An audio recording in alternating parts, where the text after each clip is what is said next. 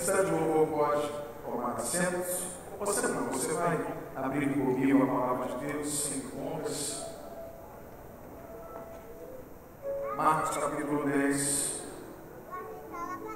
a partir do verso número 46. Enquanto você abre a palavra de Deus, eu quero compartilhar as minhas emoções, pastor. Emoções por estar ainda participando deste que foi, sem dúvida, um dos maiores e lindos congressos de jovens que esta igreja promoveu. Tive o privilégio de auxiliar e cooperar na programação para a mesa a todos os jovens. Desde quarta-feira passada, pastor Marcinho, já estamos neste ritmo, neste clima. Foi tão bom, pastor Teodomiro, muito obrigado pela oportunidade, pelo carinho. Eu compartilho a minha segunda emoção, que é estar aqui hoje, mais uma vez, trazendo a palavra de Deus, assumindo o culto que é do irmão, com muito carinho, o irmão concede esta grande responsabilidade. Agradeço ao meu pastor presidente, ao meu pastor vice-presidente, à minha pastora. Não são somente líderes, são amigos, companheiros de caminhada, sem dúvida, apenas se inscreveram e escrevem a história da minha vida e da minha família. Agradeço aos pastores e toda a igreja que aqui está. E a minha terceira alegria, dentre as múltiplas que tenho hoje, é porque você, visitante, está conosco. Certamente uma porta do céu se abriu para você neste lugar, para que você tenha visões do alto. E eu tenho certeza que a sua história já está sendo trabalhada por Deus, não por força, nem por violência, muito menos por filosofias vãs ou sofismas, mas pelo Espírito de Deus que opera neste lugar. Eu quero que você nesta noite seja muito sensível ao que Deus irá fazer, bem como a igreja que aqui está. O pessoal do ponto de vista estão me ajudando muito mesmo com esse refletor, muito mesmo, ok? Não é ironia, não é piedade. A visão está clara, muito bom, muito obrigado. Então vamos ao texto, Marcos capítulo 10, a partir do verso de número 46. Vamos ver então, diz assim: o cego de Jericó. Depois foram para Jericó. E saindo ele de Jericó com seus discípulos, uma grande multidão, Bartimeu, o cego, filho de Timeu, estava sentado junto ao caminho de Timeu. A igreja 47. Começou lá e a dizer: diga mais uma vez este clamor: Jesus! E muitos o repreendiam para que se calasse. Mas ele, o cego, clamava cada vez mais: filho de Davi, tem misericórdia de mim. Vocês 49.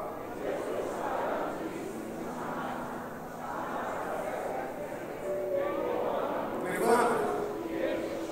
E ele lançando de si, repita comigo, lançando de si, mais uma vez, lançando de si, a sua capa levantou-se e foi ter com Jesus. E Jesus falando disse: que queres que eu te faça? E o cego disse: vocês, mestre. Repita mais uma vez o clamor, a resposta do cego: mestre. E Jesus lhe disse: vai, a tua fé te salvou. E logo viu e seguiu a Jesus pelo caminho. Pai, tu tens liberdade neste lugar. A casa é tua, o ministério é teu, o pastor é teu, os pastores são teus, tudo é teu.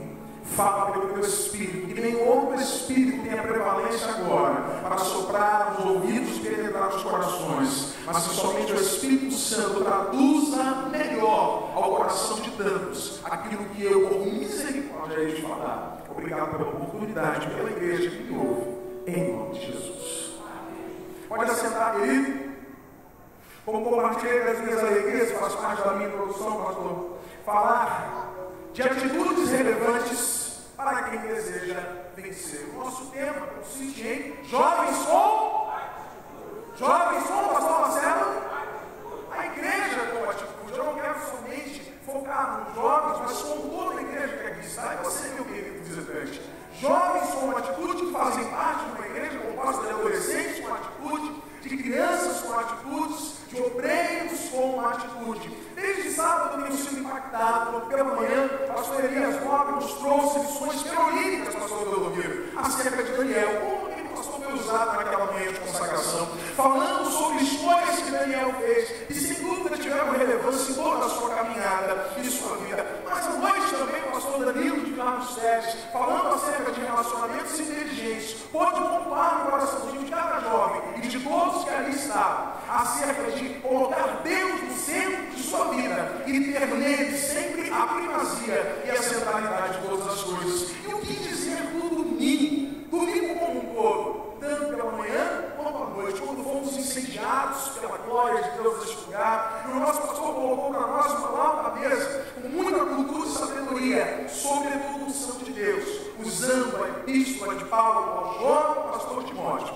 para falar a tantos jovens que aqui estavam, compungidos pela presença de Deus, e a igreja que aqui estava, e quem percebeu, pode ver uma guerra espiritual sendo travada neste lugar, por causa da glória de Deus. Porque onde a presença de Deus chega, o mal não pode ficar. E ela percebeu que Deus estava fazendo aqui algo pela manhã. E à noite, o Senhor nos ensinou tantas coisas acerca do universo de escolhas que o jovem tem. Eu não podia de maneira nenhuma sair desse viés. Portanto, eu trago para os amados nesta noite, ainda que em pouco tempo, atitudes relevantes para quem deseja vencer. Para que eu conforte meu coração e saiba que estou no caminho, deixe-me fazer uma pergunta com todo respeito, senhores. Quantos de vós aqui desejam vencer? Que maravilha, pastor Teodoro. Penso que eu sou na direção do Espírito. Eu poderia trazer um texto de vitória, eu poderia trazer um texto que só para a leitura já fizesse o povo dar Budapeste, como diz o pastor Conhecido, nosso professor de escola bíblica dominical, mas eu trouxe um texto de confronto, começando dentro de uma situação que para todos é conhecer, mas que traz um pouco de pesar e tristeza. Alguém que estava à margem do caminho, alguém que estava à beira de uma estrada, alguém que estava certamente com seus sonhos, com seus planos, com as suas expectativas, com as suas atitudes, quem sabe até frustradas, mas não mudou o privilégio de se levantar quando foi conclamado e concitado. Ele não perdeu a oportunidade. Ele teve atitudes relevantes, porque ele desejava vencer, porque ele desejava a sua cura, ele desejava o seu milagre, a sua libertação. Quem sabe eu estou falando com você assim, nesta forma, neste dia, neste horário, que chorou o dia todo, que tem necessitado urgentemente de algo da parte de Deus. Eu, meu querido, não posso, na minha limitação, na minha situação limítrofe que estou, eu não posso, sem dúvida nenhuma, fazer nada por você. Mas o Deus a quem eu sirvo, a quem esta igreja serve, Ele se levanta nesta noite com autoridade para desfazer toda a obra do diabo contra a sua, contra a minha, contra a nossa vida, e dizemos nesta noite, ainda não é o fim, eu sou o Senhor, anda na minha presença, tenha atitude e espere para ver o milagre acontecer. Quem está comigo nesse propósito, exalta ao Senhor.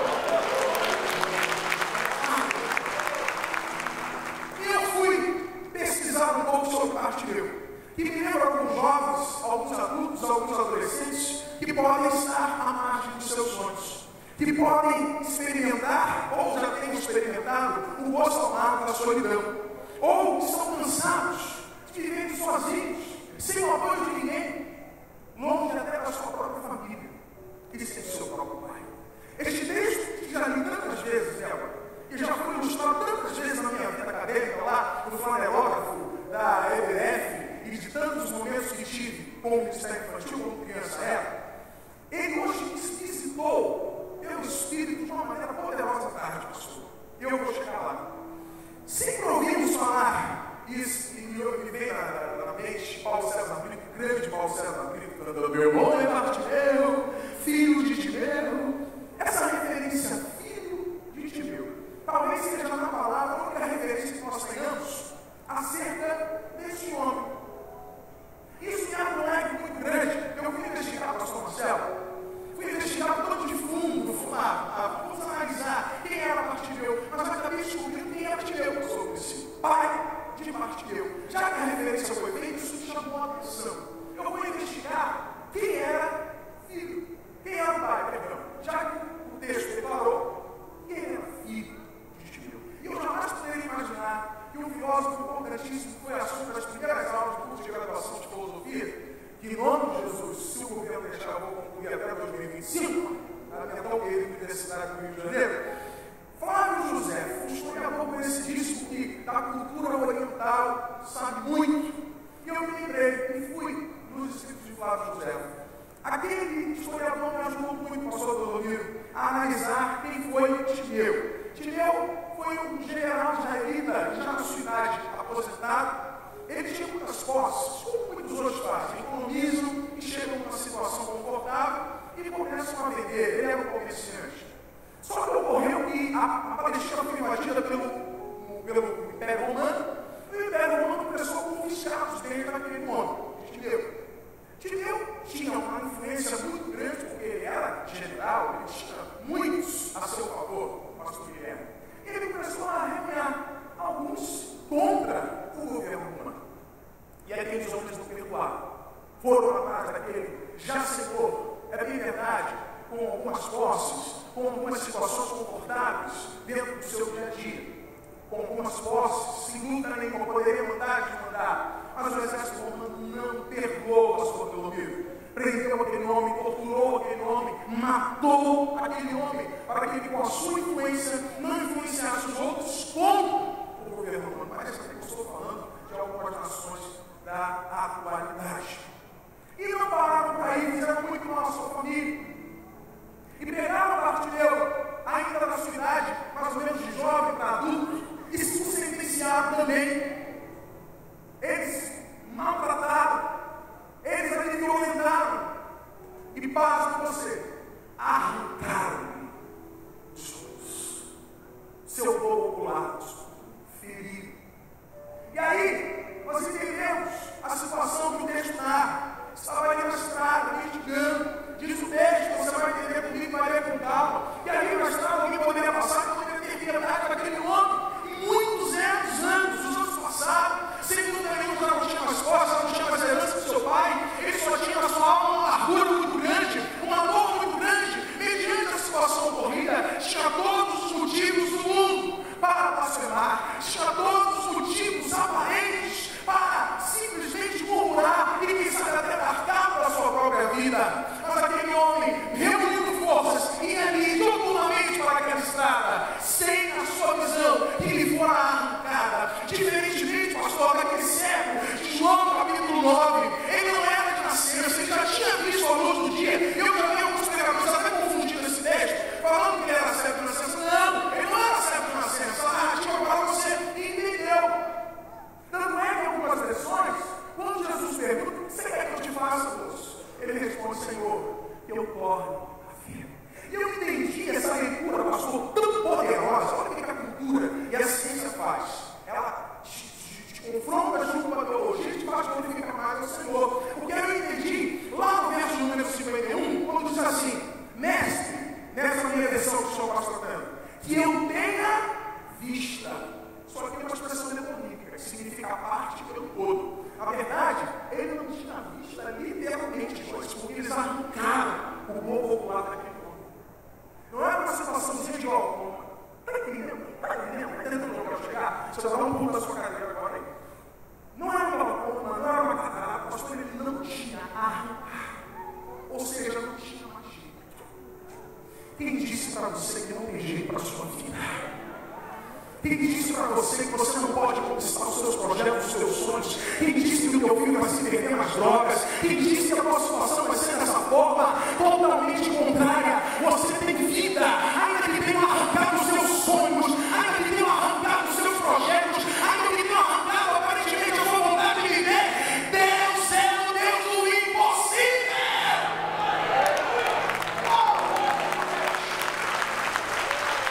Ele não aceita a nascença, mas se arrancaram os seus sonhos, se arrancaram a tua visão, Ele é poderoso para devolver visão nessa noite. Aleluia. Está entendendo?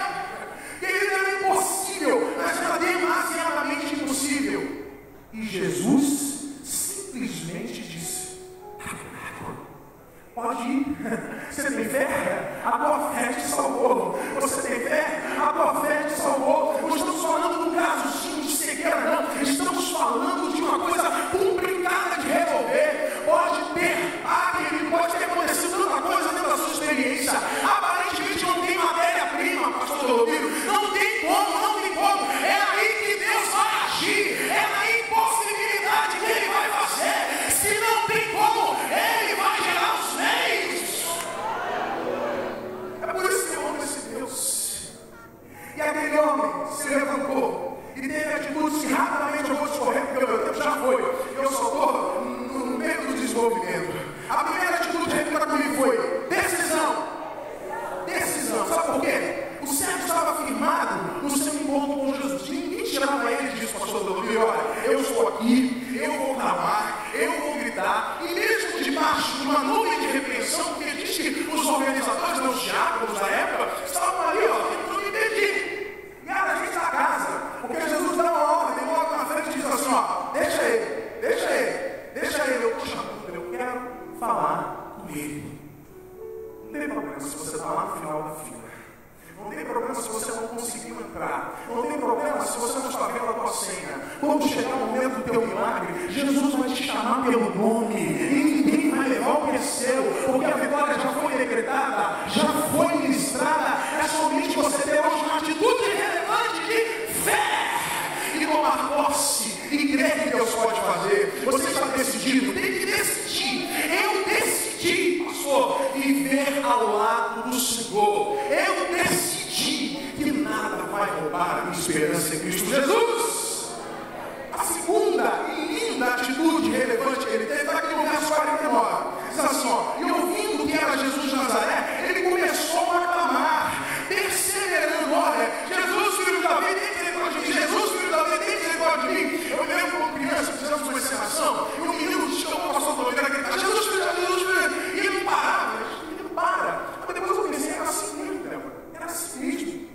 O céu estava tão ávido por receber o milagre, tão ávido, que ele não parava de falar. Você imagina, Jesus está aqui diante de mim, eu vou clamar insistentemente até receber o seu milagre. Você parou de orar por quê? Você está achando que está orando muito, está jejuando muito, só que ficou uma horinha, subiu um monte, desceu um monte, veio quarta-feira, baixou, veio domingo, não, é o tempo todo, não indo para o trabalho, no metrô, estou falando, Jesus, filho de Davi, tem misericórdia de mim. Eu estou falando, roupa, Jesus, filho de Davi, tem misericórdia de mim. Está na internet, está no celular, está na rede social, vai clamar, vai clamar, vai clamar, tem que perseverar. Tem uma atitude relevante. Chame a atenção do mestre, persevere, insista, a ponto de que os obstáculos que foram colocados pela multidão, obstáculo natural, tanta gente queria, e os obstáculos internos, sem dúvida nenhuma, havia uma organização, e a organização é necessária, mas alguma coisa era diferente, a gente sabe, a gente entende. Quando tem gente aqui que está recebendo de uma maneira até, muitas vezes, olha assim, não deixa Deus, estou tratando com ele. É mistério de Deus como dizer, como diz Anderson Freire, quem sou eu para impedir que o Senhor te dê a sua vitória? Quando o pastor chama você para se derramar, venha insistentemente, venha perseverantemente, tenha atitude relevante diante de Deus, porque o teu milagre vai acontecer. A terceira atitude que me chamou muita atenção nesse texto, jovem, é a coragem para a mudança. Repita comigo, coragem para a mudança. Olha só o que diz o verso 50, somente essa partezinha aí, B. E ele, vírgula, na minha Bíblia, lançando de si a sua capa. Eu imagino que aquela companheira capa, muitas vezes, mal cheirosa, testemunha de tantas humilhações. A gente olha para o lado físico, pastor. Hoje, na nossa sociedade, uma pessoa que está mais diferente, nós passamos assim lá, a gente naquela época onde os recursos eram tão escassos, onde a água era tão escassa, a higiene. Eu imagino aquela cama, suja, pesada, cheia de bactérias, vírus, certamente contagiosa por algumas situações até de vírus e coisas até que não convém falar aqui. A primeira coisa que ele fez foi lançar de si, significa dispensar. Lançando, eu quero isso. Ele teve coragem para deixar o pecado. Ele teve coragem para deixar a sujeira. Ele teve coragem, atitude para deixar o que poderia afastar mais as pessoas dele. O que poderia fazer separação entre Deus e ele. Você vai ligar comigo? Você sabe o que faz separação entre você e Deus? É o pecado. Você sabe que muitas vezes Deus não se revela a você porque você está numa situação errada. E Deus não tem compromisso com isso. Hoje eu estou te convidando a lançar de si essa capa do medo, capa da incredulidade, capa da dor, capa do adultério, capa da fornicação, capa da murmuração.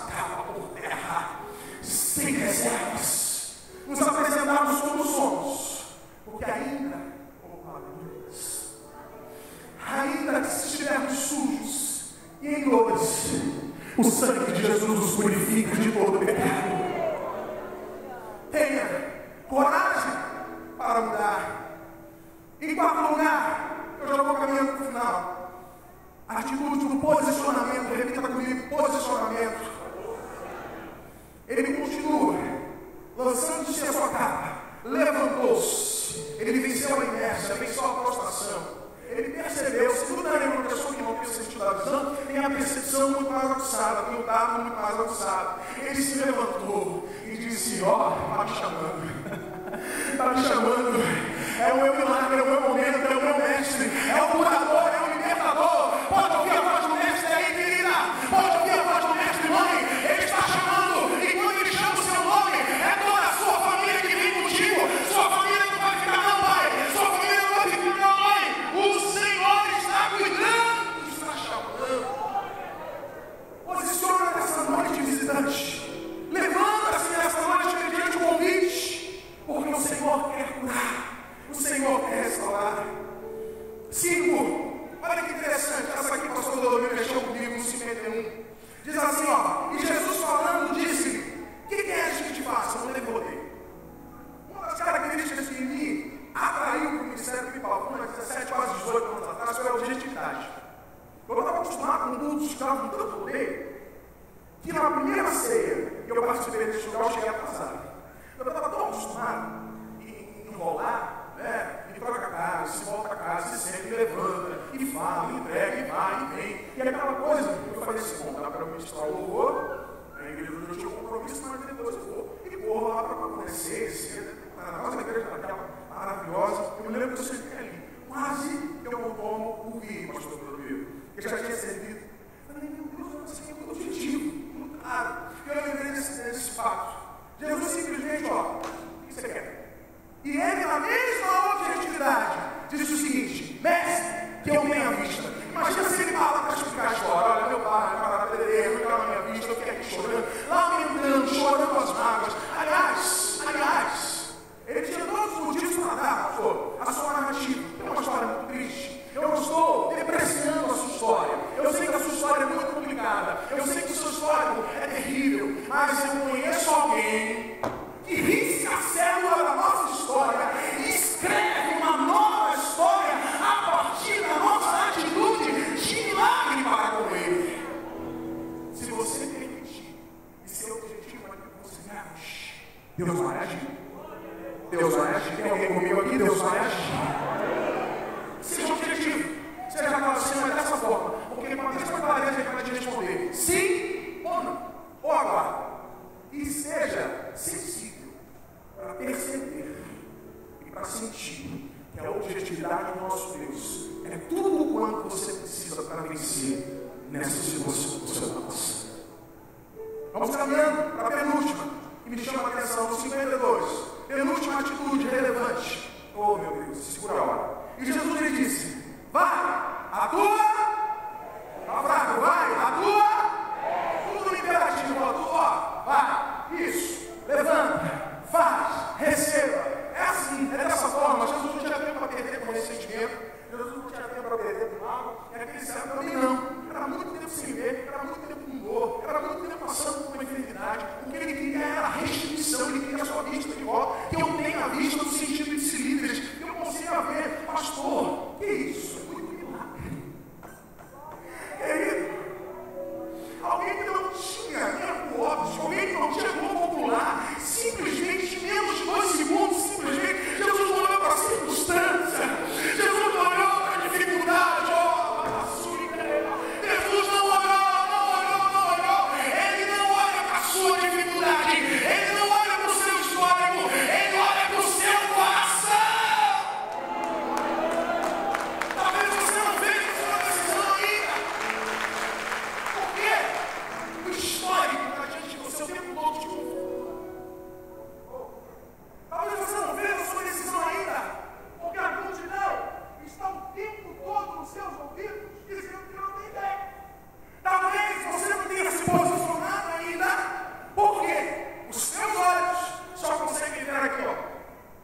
Está diante de você. Eu te convido nessa oportunidade a fechar os seus olhos naturais, abrir os olhos espirituais e tomar uma posição diante de Deus nesta noite. Você vai ver o que Deus por você vai fazer. E eu concluo a minha fala, porque o tempo já foi, com a última e conclusiva atitude. Está aqui, ó, o objetivo. 52. E Jesus lhe disse, vai, a tua fé te salvou. E logo viu, e seguiu a Jesus pelo, sabe o que isso me prova? Que parte de eu realmente se converteu. E diante dos seus feitos, e diante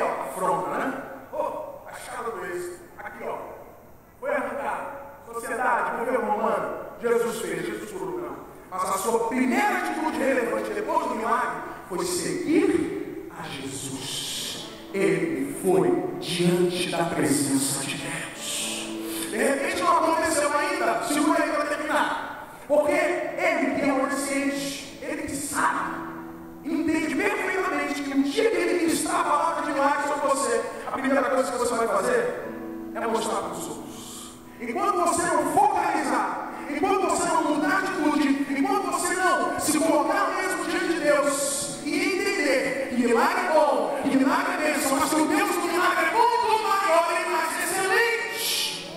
E quem recebe o milagre, a primeira coisa que tem que fazer é se mostrar, é seguir, é ter para sempre em Cristo a certeza de quem operou o milagre, a certeza de quem fez e que pode fazer, e ser uma testemunha fiel. Esse homem que teve a sua juventude totalmente frustrada, totalmente vilipendiada, roubada, assaltada, e teve as suas emoções certamente ali tão complicadas, pastor, como nós estávamos estudando a sua dominical. Deus mudou, mas ele intentou no seu coração seguir a Jesus. Diante de você hoje está mais rica a oportunidade. Atitudes, sim, mas a maior de todas elas: eu vou seguir ao Jesus dos milagres. Eu vou seguir ao Deus do impossível.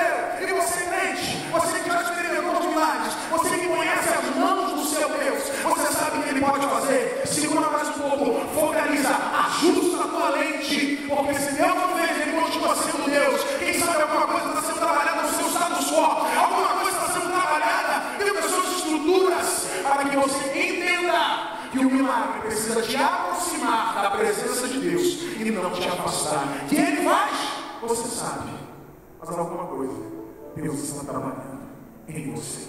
Atitudes relevantes fazem toda a diferença, mas a maior de todas elas é andar e viver para sempre na presença de Deus. Que Deus te abençoe, que Deus te capacite, que Deus te administre o tempo da espera. Que Deus te dê em Cristo condição de passar pelo fogo e chegar no outro lado cantando o hino da vitória. Feche os seus olhos, vem ganhar um pouquinho. Guerra espiritual. Adolescentes, me ajudem, jovens, me ajudem. Entendam a seriedade desse momento. Eu falei com a igreja, eu conversei com a igreja, eu palestrei com a igreja, fui ministrado também. Mas eu quero conversar um pouquinho com você, visitante. Você que ouviu essa palavra, e eu vou ser muito objetivo, compreendeu que o quadro da sua vida hoje é esse.